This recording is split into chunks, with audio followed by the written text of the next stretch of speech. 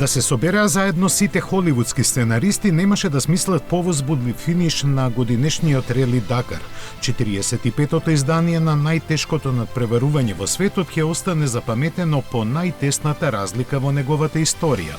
Во категоријата моторцикли, Кевин Бенавидес на КТМ после скоро 5000 километри стигна на целта само 43 секунди пред Тоби Прајс, преземајки му ја победата.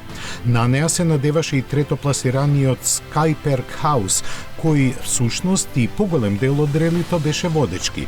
Меѓу автомобилите немаше толку возбуда, бидејќи сега веќе петкратниот победник Насер Ал Атија со Тојота не му дозволи на Себастијан Леб да го загрози. Изненадување сепак беше третото место на феноменалниот почетник Лукас Мораеш. Во отсуство на руските екипажи во камионската конкуренција владееше и Веко, предводен со холанѓанецот Јанус Ван Кастерен, кој со солидна разлика ги победи своите тимски колеги.